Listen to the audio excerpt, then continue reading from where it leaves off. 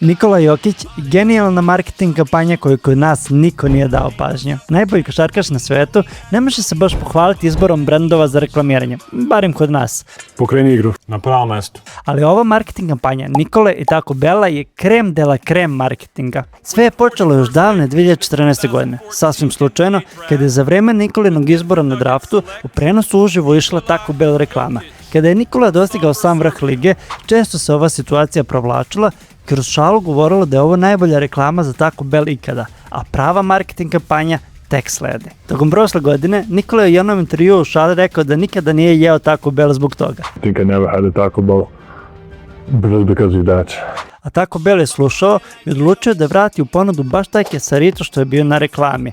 A ko će bolje da sponzoriše sam obrok nego MVP? Zvanična kampanja je počela izvinjenjem Taco Bella Nikoli, a odmah su i krenuli u akciju nagovaranje Nikole da proba i sam kesarito. Počelo je tiho, planski. Taco Bell je u saradnji sa Nuggetsima stavio majice na svako sedište u hali sa slikom reklame za vreme drafta. Nakon toga Nikola odgovara i dolazi na utakmicu u majici na kojoj piše tek jedva da se vidi i dalje neću probati. A čak i na konferenciji dobija pitanje na koje odgovara da je to samo mali bif koji ima sa Taco Bellom. It's a little beef that I have at Taco Bell.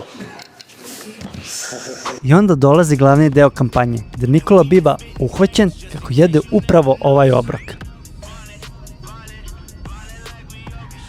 A video ne objavljuje Taco Bell, jer bi bilo previše očigledno, već ekskluzivno prenosi najpoznatiji košarkaški novinar Shams. Također, unemljene su mnogobrojne poznate NBA stranice, a onda kao lavina kreću svi ostali da objavljuju. To je apsolutno glavna tema dana na Redditu, na Instagramu, na Twitteru, a Taco Bell samo odgovara sa svog profila. Dakle, da rezimiramo. Kampanja koja se gradi nedeljama, a vezana je za događaje iz prošlosti. Kampanja gde nema direktnog oglašavanja, već gerila marketing, plus preko najboljih ljudi / stranica u toj industriji, koji su naravno plaćeni za to, baš kao i sam Jokić. A samo zato da bi se stvorila priča da je sve slučajno.